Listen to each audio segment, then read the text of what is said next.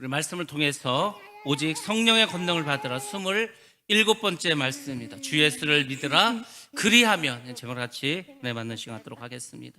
오늘부터 이제 8월이 또 시작되었습니다. 8월 첫 번째 주일을 맞이했습니다. 여러분들이 잘 아시는 것처럼 우리가 살아가는 이 세상은 정말 살과 같이 이렇게 시간이 흘러갑니다. 8월이 지나고 9월이 되면 추석이 있고, 추석이 지나면 또 우리가 많은 열매를 맺고 또 한 해를 마무리하는 시간도 올 것입니다. 우리의 삶이 정말 이렇게 분주하게 정신없이 지나가는 것 같습니다. 그렇지만 여러분들이 이 시간의 흐름 속에서도 잊지 말아야 할 것은 하나님의 은혜를 잊으시면 안 됩니다. 우리가 살아가다 보면은 너무 힘들다 보면 하나님께서 우리에게 베풀어 주신 은혜를 잊어버리고 살 때가 있습니다. 근데 그러면 안 됩니다. 여러분들이 받은 은혜가 있습니다. 지금까지 지켜주신 하나님의 은혜를 절대 잊어서는 안 됩니다. 그래서 여러분들이 항상 주님께 주신 은혜를 잘 기억하시면서 이 무더위도 이제 막바지에 치닫고 있습니다. 한 2주간 정도만 여러분들이 잘 견디시면은 올해 여름도 지나가게 될 것입니다. 아무튼 여러분들 건강하게 남은 여름 잘 보내시기 바랍니다.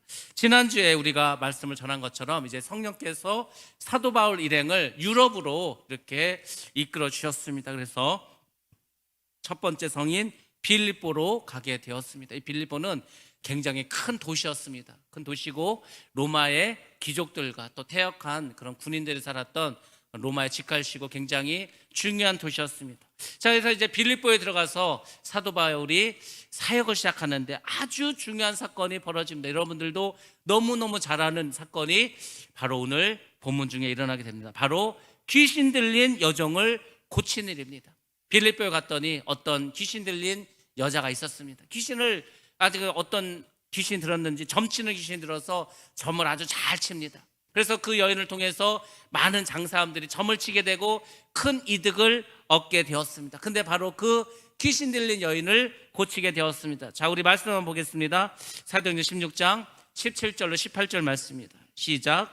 그가 바울과 우리를 따라와 소리질러 이르되 이 사람들은 지극히 높은 하나님의 종으로서 구원의 길을 너희에게 전하는 자라 하며 이같이 여러 날을 하는지라. 바울이 심히 괴로워하여 돌이켜 그 귀신에게 이르되 예수 그리스도의 이름으로 내가 내게 명하노니 그에게서 나오라 하니 귀신이 즉시 나오니라. 아멘. 아멘. 귀신이 귀신같이 안다라는 말이 있습니다. 귀신이 참 귀신같이 안다. 귀신이 바울을 알아봤습니다. 바울은 하나님의 종이고 능력이 있는 사람을 이라는 것을 이 귀신이 알아봤습니다. 영의 세계는 우리가 잘 알지 못합니다. 영의 세계는 우리가 아는 것보다 훨씬 더 깊이가 있고 우리가 아는 것보다도 훨씬 더 놀라운 일들이 영의 세계에서는 벌어집니다. 근데 그 영의 세계에 있는 그 귀신도 아는 것이 있습니다. 그것은 뭐냐면 예수 그리스도가 우리 인류를 구원할 구세주라는 것을 압니다. 그리고 마지막 때에 모든 악한 자들과 귀신들을 심판하실 심판의 주 만왕의 왕으로 오실 것도 잘 알고 있습니다. 귀신들도 잘 압니다. 예수님께서 귀신을 쫓을 때도 그 귀신들이 주님이 너무 무서워서 벌벌벌 떨었습니다. 근데 신기한 것은 귀신들은 예수님이 누군지 압니다.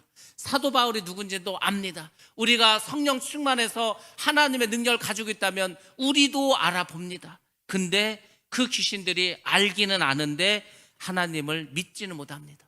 주님을 믿지는 못합니다.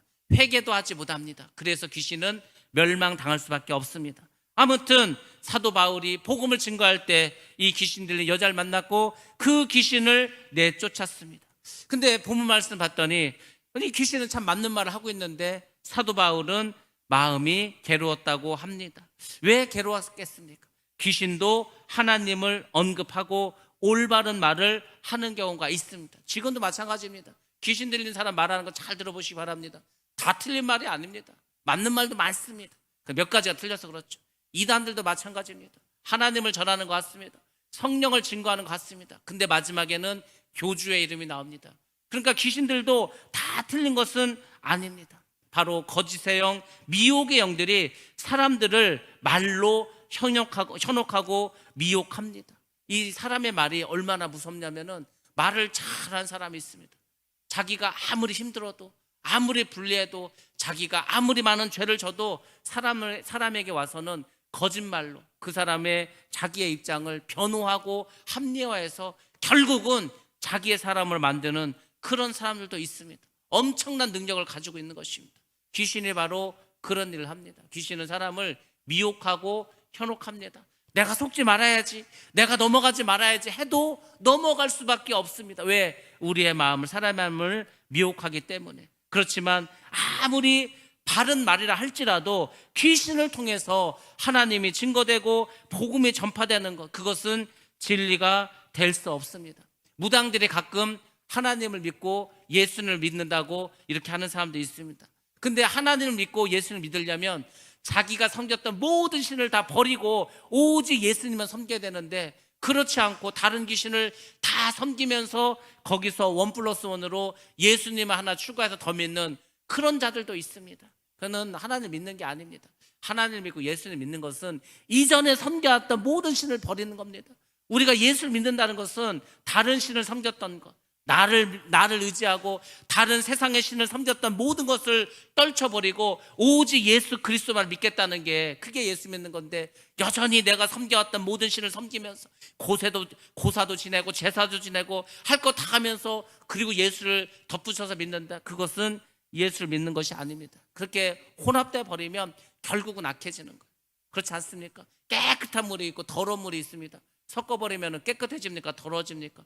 깨끗한 물도 더러워지는 겁니다. 그렇기 때문에 사도 바울은 이 귀신 들린 여인이 이 자기에 대해서, 하나님에 대해서 이야기하는 것을 괴로워하고 전하지 못했습니다. 어찌 보면은 악한 마귀 귀신이 하나님과 하나님의 일을 해방하는 그런 고도의 전략이고 전술일 수도 있습니다. 마귀는 거짓 압입니다. 교묘하게 사람을 속입니다. 여러분들도 그런 경험 있을지 모르지만, 내가 그렇게 다짐하고 그렇게 조심하고 그렇게 내가 깨어있다고 생각하는데도 내가 이번에 마귀에게 속았구나, 귀신에게 속았구나, 이럴 때가 있습니다. 얼마나 교묘한지 상상을 초월합니다. 우리가 이제 어떤 영화를 보면 스파이 영화 같은 게 있지 않습니까? 정말 믿었어, 정말 이 사람 우리 편인 줄 알았어. 그 사람이 적이었습니다. 그런 영화 많지 않습니까? 근데 귀신도 마찬가지입니다. 나는 정말 믿었어, 나는 정말 그런 줄 알았어. 근데 나중에 알고 봤더니 거짓말이었다는 거예요. 거기에 속는 사람들이 많이 있습니다. 근데 속으면은 반드시 피해를 보게 되어 있습니다. 거기에 속으면은 내 영혼이 복을 받지 못하고 내 삶이 피폐해지고 결국은 멸망을 당하는데도 교묘한 그 속임수에 넘어간 사람들이 얼마나 많이 있는지 모릅니다. 왜? 마귀는 거짓의 아비이기 때문에. 바울은 거룩한 하나님의 복음이, 또 하나님의 나라의 사역이 귀신의 말로 증거되는 것을 더 이상 용납할 수가 없었습니다. 이게 잘못되면은 귀신과 하나님을 동등하게 사람들이 생각할 수가 있습니다. 귀신 들린 여종이 하는 말이나 사도 바울이 복음을 전하는 것이나 동급으로 취급받으면서 오해받을 수도 있습니다. 그래서 사도 바울은 더 이상 이 복음을 전하는데 소란을 일으키고 그리고 집중하지 못하도록 하는 이 귀신의 작전을 그만둘 수가 없었습니다. 그래서 결단을 내립니다. 예수 그리스도의 이름으로 내가 내게 명하노니 그에게서 나오라 라고 결국은 귀신을 내어 쫓습니다. 귀신이 떠나갔습니다. 귀신은 꼼짝 못하고 떠납니다. 예수의 이름을 들이대면 꼼짝 못합니다. 버티다 결국은 떠나갑니다. 귀신이 왜 안 떠나려고 합니까? 귀신은 그 사람 속에서 이미 집을 짓고 살아가고 있습니다. 그 사람을 통해서 자기 마음대로 그 사람을 가지고 놀고, 그 사람이 제사 지내면은 그 음식을 먹으면서 귀신이 거기서 힘을 얻고 있는데, 거기서 쫓겨났는데 좋겠습니까? 자기 집인데. 그래서 귀신들 안 떠나려고 버팁니다. 그렇지만 예수 그리스도의 이름으로 축사하게 되면 귀신은 떠나갈 수밖에 없습니다. 점치는 귀신이 그 여종에게서 떠나가게 되었습니다. 그 결과적으로 어떻게 됐습니까? 그 여종은 더 이상 점을 치지 못하게 되었습니다. 이 점치는 거에 대해서 여러분 제가 잠깐 말씀드리자면, 점치는 귀신이 있습니다. 그건 근데 사실은 거짓말을 하는 거죠. 근데 처음부터 거짓말하면 사람들이 안 믿습니다. 그러니까 처음에는 그럴싸하게 맞춥니다. 아니 그렇잖아요. 점치러 갔는데 다 틀려. 그럼 누가 갑니까? 안 가지 아무도. 근데 그 귀신들이 알려줍니다. 몇 가지 알려줘. 근데 뭘 알려주냐면은 과거에 대해서 알려주는 과거. 귀신 다 봤거든요. 영의 세계에서는 그 사람의 과거가 다 압니다. 알려주는 거예요. 그래서 솔직히 말하면 미래는 잘 몰라요. 그러니까 점을 쳐도 잘 안 맞는 거예요. 안 맞을 때도 많지 않습니까? 귀신이 점치는데 다 맞습니까? 아니에요. 거짓말하는 겁니다. 속는 겁니다. 그런데 이제 그 점이 맞지 않으면 어떻게 하죠? 네가 정성이 부족해서 이 신이 노예해서 그렇다고 뭐 그렇게 얼렁뚱땅 넘어가면서 계속 거짓말하지 않습니까? 그리고 그 사람을 딱 사로잡는 거예요. 우리나라 정치하는 사람들, 대선에 나온 사람들, 큰일을 하는 사람들, 결국은 결정적인 순간에는 무당을 찾아갑니다. 용한 점쟁을 찾아가는 거예요. 그래서 막 조상의 묘도 옮기고 막 이사도 가고 뭐 때로는 뭐 이름도 바꾸고 뭐 별짓 다 하지 않습니까? 그러니까 그럴싸한 것 같아. 그렇게 해도 잘 되는 것 같아. 잘 되는 게 아니라니까요. 그게 저주라는 겁니다. 오히려 잘 되면은 그 귀신에 더 묶여버리는 거예요. 더 거기에 사로잡힙니다. 그리고 멸망당하는 거예요. 그게 뭐 점쟁이들만 그런지 아십니까? 아닙니다. 잘못된 사꾼 목사들도 거짓의 영을 받아서 그런 식으로 예수 무당식으로 하는 사람들도 있습니다. 많습니다. 거기에 현혹돼서는 안 됩니다. 어떤 사람들 그래서 정말 집을 팔아 바치고 꼼짝을 못하고 하는데 그게 어리석은 거예요. 거기에 넘어가면 안 됩니다. 그렇게 되면은 결국은 내 몸도 내 재산도 내 영혼도 다 팔리는 거예요. 그래서 사람들이 속는 거 왜? 잘 맞히거든. 기가 막히거든. 다 아는 것 같거든. 아니라니까요. 사기꾼도 할 수 있습니다. 사기꾼도 거짓말로 얼마든지 그 사람 현혹할 수가 있어요. 근데 거기다 귀신과 들렸으니 얼마나 귀신까지 잘 알아맞히겠습니까? 거기에 속으면 안 됩니다. 우리의 믿음은 말씀을 중심으로 해서 이 성경에서 하나님께서 우리에게 주신 그 말씀의 토대에 의해서 우리의 믿음을 세워나가야 되는 거예요. 근데 자꾸 막 이상한 소리를 듣고 뭐 기도를 했는데 뭘 봤는데 어쩌고저쩌고 하면서 거기에 속으면 안 돼요. 물론 하나님께서 그렇게 해서도 역사를 하십니다. 예언의 은사가 있습니다. 성경에도 예언의 은사가 있다니까. 근데 중요한 것은 거기에 너무 빠지면 안 된다는 거죠.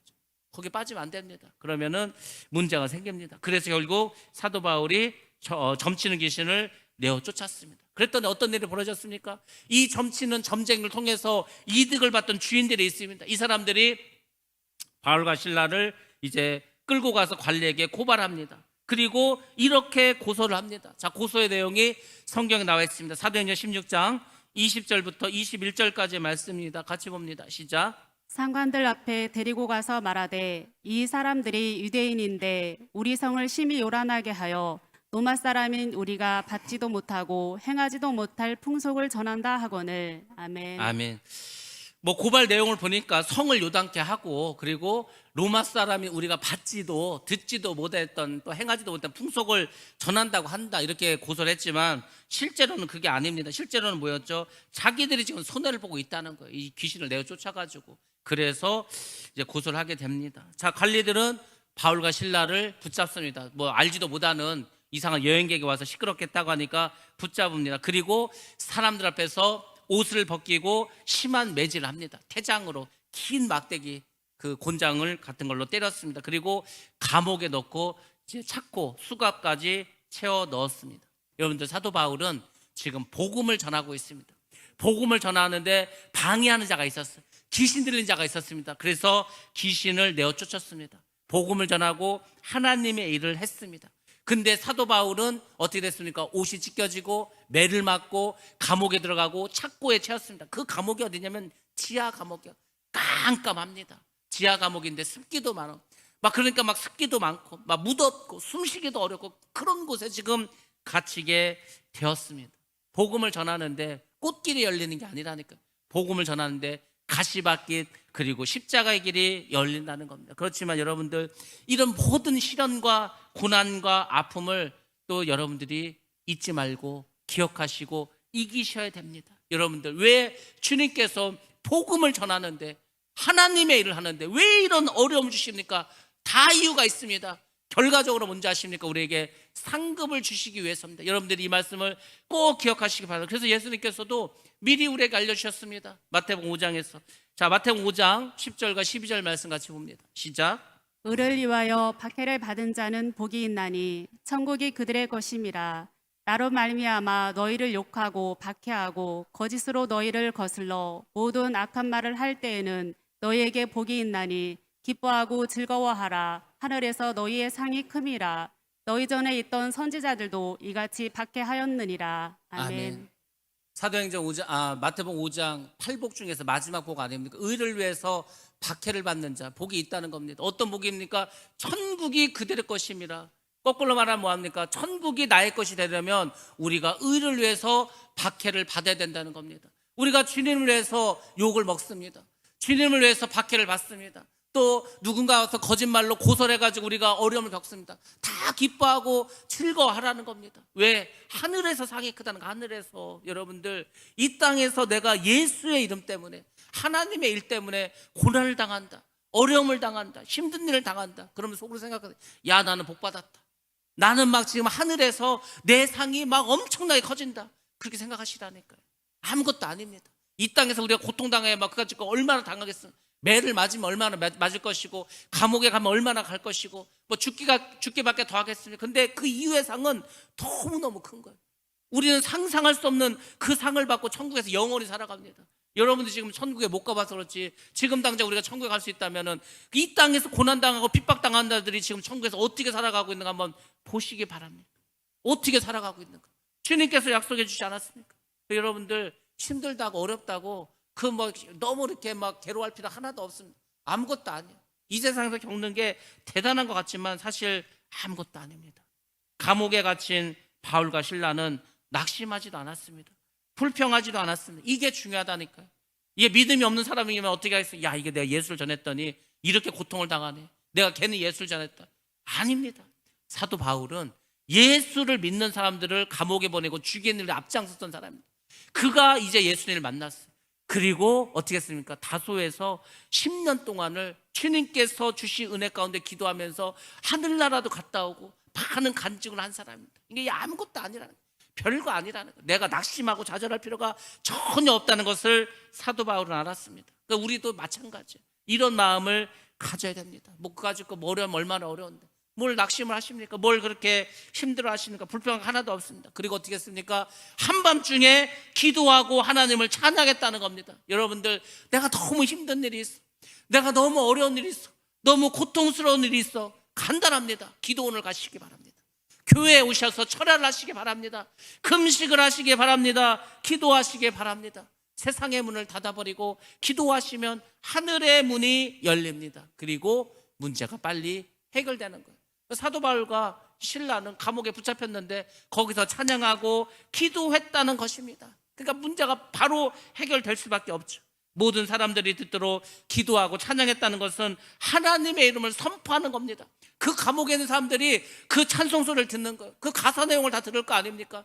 여기서 바울이 뭐 히브리어로 했겠습니까? 헬라어로 하지. 그 감옥에 들어와 있는 사람들이 다 들을 수 있도록 그렇게 기도하고 찬양했다는 것입니다. 그리고 기도하고 찬양하는 것은 모든 일은 하나님이 하신 것을 사람들에게 알리는 것입니다. 그렇게 해서 이제 찬양하고 기도를 했어요. 그랬더니 어떤 일이 벌어집니까?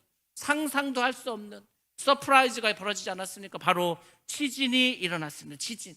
하나님은 때로 우리를 축복하실 때, 기적을 베푸실 때 전혀 상상도 할 수 없는, 우리 사람으로는 감히 어떻게 그렇게 될 것이라고 추측도 할 수 없는 그런 일들을 벌이십니다. 그래서 하나님께서 지진을 일으켰습니다.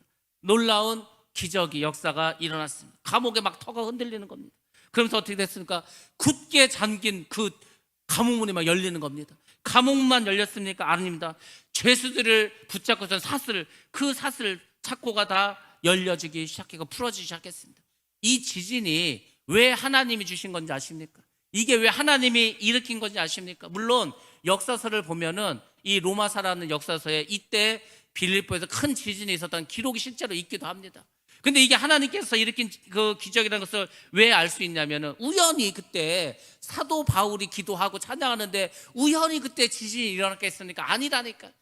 기도의 응답을 하나님께서 기적을 베풀어 주신 겁니다. 또 하나 우리가 하나님이 역사하셨다는 걸 알 수 있는 것은 아무리 지진이 일어났다고 감옥문이 이렇게 스르르 막 열려집니까? 그리고 이 수갑이 착고가 그렇게 다 풀립니까? 아니죠. 하나님께서 기적을 베풀어 주셨기 때문에 이런 일이 벌어지는 겁니다. 저는 이 부분을 묵상하면서 그렇게 생각했습니다. 야, 하나님은 역사하실 때, 기적을 베풀어 주실 때 참 세밀하게 역사하시는구나. 지진이 일어났는데 그 감옥이 무너져서 죄수들이 다 죽어버렸다, 이럴 수도 있어요. 그렇지 않습니까? 지진은 일어났는데 그때 뭐 내진 설계를 했어, 뭘 했어?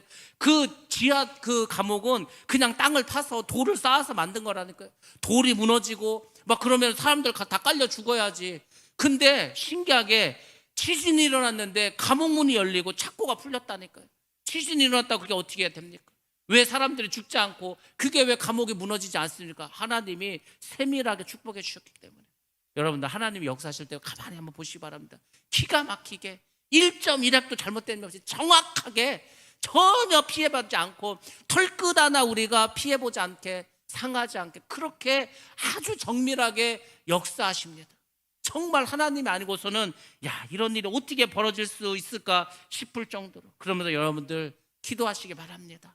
하나님께 모든 것을 내어 맡기시기 바랍니다. 그리고 믿고 나아가시면 하나님께서 세밀하게 정밀하게 그렇게 역사해 주시죠. 믿습니다. 이런 것을 통해서 여러분들이 깨달으셔야 돼요. 야 그렇구나. 이게 지진이 그냥 일어난 게 아니구나. 하나님께서 역사하신 거구나. 여러분들이 깨달으셔야 됩니다. 지진이 일어났습니다. 감옥 안이 어떻게 됐겠습니까? 아수라장이 되었겠죠. 무너지고 그리고 어둡고 먼지가 나고 막 시끄럽고 난리가 나지 않겠습니까? 죄수들은 탈옥하고 간수들은 어떻게 합니까? 그 죄수가 다 도망갔으니까 거기 있던 간수가 문책에 들어와서 칼을 꺼내서 자결을 하려고 합니다. 이 당시에 로마법이 뭔지 아십니까? 간수가 자기가 지키던 죄수가 도망갔어. 그러면은 그 죄수가 받아야 할 벌을 간수가 대신 받는 거예요. 그럼 거기 살인자도 있을 테고 여러 죄인이 있을 거 아닙니까? 다 도망가 버렸어. 그러면 그 모든 죄를 다 뒤집어 써야 되고 자기가 사형을 당할 수도 있습니다. 그러니까 이래 주거나 저래 주거나 마찬가지니까 간수가 칼을 들어서 자살을 하려고 합니다. 그때 사도 바울이 곁에 있었습니다. 도망가지 않았습니다. 깜깜하니까 사람이 있는지 없는지도 간수는 알 수가 없었습니다. 그래서 사도 바울이 옆에 있다 뭐라고 말합니까? 우리는 도망하지 않았다. 몸을 상하게 하지 말라. 그 말을 하는 거예요. 간수 깜짝 놀라면 다 도망간 줄 알았는데 아니요. 사람이 등불을 들고 밑으로 이제 뛰어 내려갔습니다. 그리고 보니까 진짜 있는 거 사도 바울과 신라가 거기에 떨면서 엎드립니다. 그리고 이렇게 말합니다. 선생들이여 내가 어떻게 하면 구원을 받을 수가 있습니까? 쉽게 말하면 선생님들 내가 어떻게 해야 살 수 있습니까? 이렇게 물어봤습니다. 그때 사도 바울이 대답한 그 대답이 아주 유용한 말씀 아닙니까? 우리가 다 아는 말씀 아닙니까? 오늘 본문에 나오죠. 사도행전 16장 31절 말씀입니다. 우리 다 같이 한 목소리 읽습니다. 시작. 이르되 주 예수를 믿으라. 그리하면 너와 내 집이 구원을 받으리라. 아멘. 그렇습니다. 여기서 구원을 받으리라. 물론 여기서 구원을 받으라는 의미는 두 가지로 의미할 수가 있습니다. 이 간수장은 사실은 하나님 모릅니다. 예수님도 모릅니다. 그러니까 자기가 어떻게 구원을 받을 수 있냐 이렇게 물어본 것은 자기가 어떻게 죽지 않고 여기서 살 수 있습니까? 이걸 물어본 거예요. 근데 사도 바울은 그걸 뛰어넘어서 육신의 생명뿐만 아니라 네 영혼과 네 가족이 어떻게 영원히 살 수 있는 그 길을 알려줍니다. 그것이 바로 먼저 주 예수를 믿는다는 것입니다. 여러분들 예수를 믿는 게 왜 중요한지 아십니까? 예수를 믿으면 여러분도 구원 받습니다. 여러분의 가정도 구원을 받습니다. 그 구원은 이 땅에서 잠시 어려움을 피하는 게 아니에요. 잠시 생명의 위협에서 벗어나는 게 아닙니다. 영원히 사는 거예요. 영원히 천국에서 그렇게 살아가는 거예요. 영원히. 그 영원이라는 시간이 여러분들이 잘 깨달아지지 않을 겁니다. 뭐 우리가 그 영원의 세상을 살아보지 않았어요. 근데 우리가 성경을 믿는다면 성경에서 말씀하신 것은 그 영원이라는 시간을 말해주지 않았어요. 영원히 천국에서 사는 거예요. 예수를 믿으면. 여기서 여러분들이 중요한 사실이 있습니다. 우리가 오해하는 것이 있어요. 이게 한국 기독교가 이거를 지금 잘못 깨달아가지고 예수를 믿는데 전혀 변화되지 않은 것. 그리고 자기는 천국 간다고 이렇게 오해를 합니다. 사도 바울은 지금 이 사람이 막 죽으려고 하니까 급했죠. 급했으니까 간수를 막기 위해서 사실은 결론부터 말하는 결론 믿어. 그러면 구원 받아. 뭐 급한데 지금 뭐 다 설명할 수 있습니까? 여러분들 그렇지만 우리는 깨달아야 할 것이 있습니다. 믿기만 하면 믿는 순간 구원이 완료됐다고 우리는 생각하는 거예요. 옛날에 그런 거 많았습니다. 우리가 어떻게 하냐면 이제 복음을 전해 부흥사가 왔습니다. 전도자가 왔습니다. 말씀을 전합니다. 자 이제부터 예수를 믿겠다고 마음속으로 소원한 사람 다 일어나라는 거예요. 영적 기도를 해줍니다. 영적 기도는 말 그대로 예수 그리스도를 내 마음의 주인으로 모시는 그 기도 아닙니까? 그리고 영적 기도하면 다 끝난 줄 알아. 이제 구원이 이미 임했어. 이미 구원 받았어. 끝났어. 뭐 그렇게 생각하는 거예요. 그래서 이제 사람들이 야 내가 구원을 받았대. 나는 아무것도 한 게 없는데 내가 구원을 받았대. 그럼 난 천국 간대. 그래서 그때부터 예수를 믿는다고 하면서도 전혀 변화되지 않는 거예요. 그게 구원의 완성이 아니라니까요. 구원은 그 예수를 믿기로 시작한 거는 그냥 시작에 불과한 시작. 그 다음부터 뭐랍니까? 성화의 단계가 있는 거 아니에요. 자기를 부인하고 십자가를 지고 예수로 변화되고 이런 과정이 있어야 될 거 아니에요. 그 과정은 다 무시되고 그냥 끝났다는 거예요. 이미 구원받았다는 거. 그게 아니라는 겁니다. 그게 절대로 아닙니다. 이것은 복음과 구원에 관한 내용의 전부가 아니고 구원의 완성도 아닙니다. 그래서 32절에 중요한 말씀을 그 이후부터 해주고 있지 않습니까? 주의 말씀을 그 사람과 그 집에 있는 모든 사람에게 전하더라. 일단 말씀을 전해야 됩니다. 자, 보시기 바랍니다. 간수장은 이제 말씀을 들었습니다. 말씀을 듣고 어떻게 했죠? 끝난 게 아니라니까요. 거기서 나는 이제 구원을 받아서 나는 천국 가니까 구원이 완성됐다. 이게 아닙니다. 어떻게 했습니까? 바울과 실라를 자기 집으로 데려갔습니다. 그리고 어떻게 했습니까? 매맞은 곳을 씻겨주었습니다. 씻겨줬다는 것은 닦아주고 거기다 이제 약도 발라줬겠죠. 뭐 기름도 발라줬을 겁니다. 그리고 더 중요한 게 먼저 온 가족을 불렀습니다. 그리고 어떻게 했습니까? 세례를 받았다는 것입니다. 그냥 주 예수를 믿으라, 그럼 너와 내 집 구원을 얻으라, 이 말을 듣고 이제 나는 구원을 받았다 끝난 게 아니고 정말 사도 바울과 실라를 자기 집에 데려가서 씻겨주고 말씀을 듣고 세례까지 다 받았다는 그날. 자, 여러분들, 사도 바울은 간수와 그 가족들에게 그러면 어떤 말씀을 전했겠습니까? 가서 복음을 전했을 거 아닙니까? 당연히 복음이 무엇인가에 대해서 전했을 것입니다. 예수님께서 이 땅에 오셨습니다. 그분은 하나님께서 우리를 위해서 보내주시겠다고 구약 성경에서 약속하신 바로 그 메시아입니다.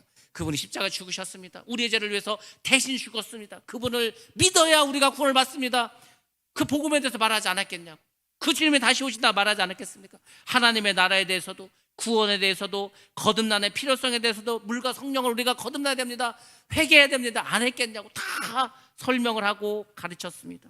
다 가르치고 그들이 믿고 말씀대로 살겠습니다. 다 그렇게 자기 입으로 시인했을 것입니다. 그리고 나서 세례를 베풀었습니다. 이 우리가 신약 성경 특별히 예수님께서 승천하시고 그 이후에 베드로와 바울이 세례줄 사건들은 굉장히 중요한 의미를 갖고 있습니다. 왜냐하면 그 당시의 세례는 거듭남의 과정이었습니다. 요한복음 3장에 잘 나타나 있습니다. 거듭났다. 그 니고데모에게 거듭났다는 설명하실 때 물과 성령으로 거듭나라고 하지 않았습니까? 성령으로 다시 태어납니다. 왜? 죽은 영혼은 살아나니까. 그 사람은 세례를 받으라는 거예요. 세례를 받아야 거듭난다는 거. 그게 물과 성령 할 때 물이지 않습니까? 복음의 적용, 죄사함의 조건 중에도 세례가 들어갑니다. 세례 의식을 베푸는 거예요. 그냥 교회 나온 지 얼마 안 되면 거저주는 게 아니고 이 세례는 굉장히 중요한 의미가 있어요. 제가 뭐랬습니까? 세례는 우리가 예수와 함께 죽는 거라니까. 옛사람이 죽는 거예요. 그 죽는 의식을 하는 거라니까. 물속에 들어가서 죽는 겁니다. 물속에서 나오죠. 그 나올 때는 이제 새 사람으로 나오는 거예요. 새 언약의 사람, 하나님의 백성으로 나오는 거라니까. 그 의식을 해줍니다. 그리고 믿고 세례를 받는 사람은 구원을 받는다는 거예요. 왜? 예수와 함께 사니까. 그 마가복음에 다 나와 있습니다. 그러니까 이 세례 의식까지 다 그날 밤에 행했다는 겁니다. 그래야 이제 예수를 믿는 거예요. 그래야 예수를 믿는다. 입으로 시인하는 거고 마음으로 믿게 되는 겁니다. 그 자가 구원을 받는 거. 어떻게 구원 받습니까? 그런 사람들은 말씀대로 산다니까. 이제 세례까지 받은 사람들은 다 말씀으로 살아요. 그냥 말씀 그대로 순종하면서 삽니다. 근데 세례도 받았는데 직분도 받았는데 교회 다닐 때 오래됐는데 말씀대로 안 살아. 그 믿는 게 아니라니까. 그거는 믿는 거 아닙니다. 그거는 믿는 자는 이미 다 약속했잖아요. 세례할 때 내가 이제 하나님의 백성으로 하나님의 말씀으로 살겠다고 다 많은 사람들 앞에서 시인하지 않았습니까? 그러면 그대로 살아가야 되지. 살지도 않으면서 뭘 믿는다고 합니까? 그러니까 여러분들이 내가 믿는 사람이라면, 내가 하나님 나라의 백성이라면 정말 말씀을 순종해야 되는 거예요. 말씀대로 살아가야 합니다. 자, 이렇게 해서 이제 세례까지 줬습니다. 그 다음 날이 됐습니다. 고위 관리들이 간수에게 바울과 실라를 석방하라고 이제 통보를 합니다. 근데 사도 바울이 그 통보를 받고서 그냥 가버리면 될 텐데 그렇게 하지 않았습니다. 고위 관리들이 직접 와서 공식적으로 사과하고 정식으로 석방 절차를 따르라고 요구를 합니다. 좀 신기하죠? 왜 그랬겠습니까? 자기는 로마 시민권자라는 거. 로마 시민권자. 너희들이 지금 로마 시민권을 가진 로마 사람들을 재판도 하지 않고 매질을 하고 감금했다. 이 불법이라는 거죠. 그러니까 정식으로 와서 사과하라는 겁니다. 여기서 사도 바울은 처음으로 자기가 로마 시민권자라는 것을 밝힙니다. 여러분들, 이 당시에 로마 시민권을 가지면 엄청난 특권을 갖고 있습니다. 지금 내가 미국 시민권을 가지고 있어. 얼마나 특권 좋습니까? 미국 갈 때 비자 안 받아도 됩니다. 미국 비자 받기 얼마나 어려운지 아십니까? 미국 들어가기 쉽지 않습니다. 근데 내가 미국 시민권을 갖고 있어. 비행기표만 사면은 자유롭게 왔다 갔다 합니다. 근데 그 당시에 로마 시민권은 그 정도가 아닙니다. 로마 시민권을 가진 사람은 로마 황제에게 재판을 청구할 수 있는 권리를 가지고 있습니다. 그래서 사도 바울이 로마 황제 가이사에게 재판을 청구합니다. 내가 지금 이렇게 해서 예수 증거한다고 해가지고 자꾸 감옥에 집어넣고 하는데 내가 황제에게 상고하겠다고. 우리가 대법원에 상고하지 않습니까? 그 당시에 로마 시민권을 가진 사람은 최상위 법정인 황제에게 가서 재판을 받을 수 있는 권리가 있습니다. 그래서 로마까지 가는 거예요. 사도 바울이 로마 갈 때는 로마 군인들이 이 사도 바울을 지켜서 데려갔습니다. 왜냐하면은 지금 황제에게 재판받으러 가는 사람이기 때문에 그 정도로 대우를 해줍니다. 죄인이라 하더라도. 그리고 로마의 보호 아래 로마의 행정구역, 쉽게 말해서 로마가 식민지를 가지고 있는 모든 나라는 자유롭게 여행할 수 있습니다. 사도 바울이 로마 시민권을 가지고 있었기 때문에 그 넓은 유럽을 다 다니면서 전도할 수 있었습니다. 이 당시에 여행 아무나 마음대로 하는 거 아닙니다. 우리나라 솔직히 80년대까지만 하더라도 해외여행 마음대로 하지 못했습니다. 근데 사도 바울은 로마 시민권이 있으니까 어디든지 가서 복음을 전할 수 있어서, 그래서 하나님께서 사도 바울을 들어서 사용했습니다. 그리고 어떤 지방에서든지 법적인 문제가 발생하면 본인의 동의 하에서만 재판을 받을 수 있는 것. 나 여기서 재판 못 받겠다고, 재판 받기 싫다고 그러면 안 받아도 돼. 그렇게 로마 시민권을 가지고 있는 바울과 실라를 세상에 재판도 하지 않고 매부터 때리고 감옥에 쳐넣었다. 이건 큰 잘못을 한 거죠. 큰 법을 어긴 것입니다. 우리가 성경을 보면은 바울과 실라를 때렸다는 그런 표현이 나오는데, 이 때렸다는 말이 헬라어로 데로라는 말을 썼어요. 데로. 이 데로라는 말이 원래 뜻이 뭔지 아십니까? 가죽을 벗긴다는 뜻이에요. 가죽을. 옛날에 사람을 죽일 때 그 형벌 중에 하나가 산 사람의 가죽을 그냥 벗겨버렸습니다. 그 무슨 법사가 그 구슬하면서 막 소가죽을 막 벗겼다고 하지 않습니까? 그런 식으로 사람의 막 가죽을 벗기는, 그러니까 엄청나게 크게 맞았다는 것. 이게 이제 뜻이 확대돼서 태장이라는 뜻으로도 확장이 됐습니다. 그러니까 태장으로 맞았다는 거, 긴 막대기로 그냥 두들겨 맞았다는 거 아닙니까? 재판도 없이 태장으로 맞고 감금을 했어. 큰 불법 행위입니다. 자, 그러면은 사도 바울은 왜 처음부터 자기가 로마 시민권자라는 것을 밝히지 않았습니까? 밝혔으면 매도 맞지 않고 감금되지도 않았을 텐데. 그러면 한번 보시기 바랍니다. 사도 바울이 감옥에 안 갔으면은 이 빌립보에 지진이 일어났겠습니까? 일어나지 않았겠죠. 사도 바울은 그냥 참았습니다. 하나님 뜻이 있을 거라고 생각을 했습니다. 그래서 자기가 로마 시민권자라는 말을 하지 않았습니다. 하지 않았기 때문에 기적이 일어났고 간수장과 그 가족이 구원을 받지 않았습니까? 그러니까 하나님의 역사는 나쁜 일인 것 같아. 붙잡히고 매 맞고 감옥 간 거 나쁜 일이죠. 근데 그 일을 통해서 어떻게 했습니까? 전화위복을 시키지 않았습니까? 오히려 그 일 때문에 복음이 전파됐습니다. 사도 바울은 생각했습니다. 우리가 예수님의 이름과 복음 때문에 받는 그 고난도 하나님의 은혜라는 것을 믿었다는 거예요. 만약 그 믿음이 없다면 사도 바울이 기도했을까 하니까 하나님 절대로 나 맞지도 않게 하시고 나 감옥에도 안 가게 해주시고 막 그렇게 했을 텐데, 사도 바울은 그렇지 않았어요. 내가 복음을 전해서 매를 맞고 내가 복음을 전해서 감옥에 가고 다 그것도 하나님의 은혜다. 왜? 자기도 예수 믿는 사람들 그렇게 때리고 감옥에 보내지 않았습니까? 그러니까 사도 바울은 그것조차도 하나님의 은혜라고 믿었습니다. 또 우리를 보호하는 것이 세상의 힘이 아니라는 것을 사도 바울은 보여주고 싶었다는 거예요. 뭔 사건만 터지면 나 로마 시민권자인데, 그러면 로마 시민권자가 크다는 거지 하나님을 믿는 게 큰 게 아니지 않습니까?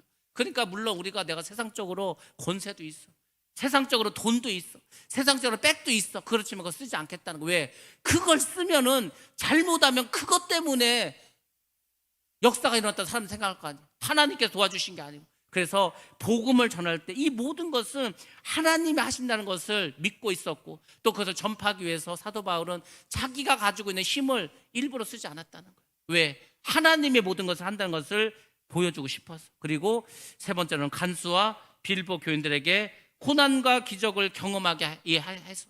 지금 간수장이 큰 경험하지 않았습니까? 자기가 좀 자살하려고 했다니까. 재수가 더 도망간 줄 알고. 그렇지만 이런 일을 통해서 하나님이 살아계심을 믿게 하지 않았습니까? 여러분들 어떤 상황에서도 기뻐하라고. 여러분들이 빌립보서 한번 보시기 바랍니다. 결국 이 빌립보서를 왜 썼습니까? 사도 바울이 이 빌립보에 있는 교인들 생각하면서 쓴 게 빌립보서 아니에요. 빌립보서의 주제는 뭔지 아십니까? 항상 기뻐하라는 거예요. 항상 너희들 기뻐해. 야, 내가 너희들 처음에 전도를 갔을 때 내가 그 감옥에 갇히지 않았냐? 감옥에 갇혀가지고 막 두들겨 맞고, 그때 하나님이 지진을 일으켜가지고, 그래가지고 우리를 다 건져주지 않았냐? 보라고. 하나님은 어떤 어려움에서도 건져주신다고. 다 너희들 경험하지 않았냐? 그걸 말해주고 싶은 거예요. 그래서 사도 바울은 자기가 로마 시민권제에도 불구하고 그것을, 그 카드를 사용하지 않았다는 겁니다. 여러분들, 우리가 굉장히 중요한 겁니다. 물론 내가 돈이 있을 수도 있습니다. 세상적인 권세를 가질 수도 있었습니다. 근데 그걸 가지고 예수를 전하는 게 아니에요. 돈으로 예수를 전합니까? 내가 가지고 있는 어떤 세상적인 권력으로 예수를 전합니까? 그렇지 않아요. 그건 돈 때문에, 권력 때문에 사람들이 믿어주는 척하는 겁니다.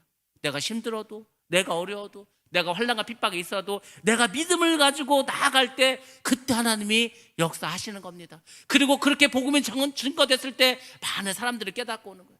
제가 지난 수요일도 말하지 않았습니까? 시집온 그 며느리가 세상에 명절 때 제사상을 차리지 않은 거예요. 얼마나 난리가 났겠습니까? 그 칠형제가 이게 이런 게 들어왔냐고. 맏며느리가 세상에 지금 명절인데 제사상도 차리지 않나. 나는 예수를 믿기 때문에 제사 지내지 않습니다.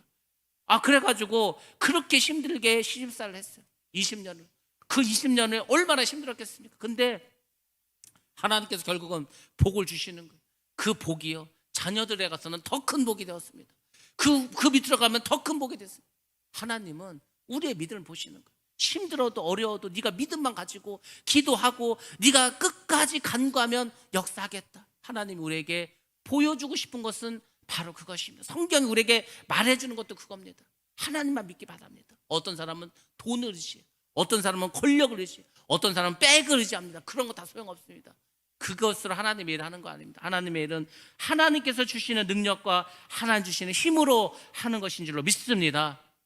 이 관리들이 로마 시민이라는 말을 듣고서 두려워해서 직접 찾아와서 사과하고 공손하게 이제 사도 바울에게 말합니다. 빌립보를 좀 제발 떠나달라고.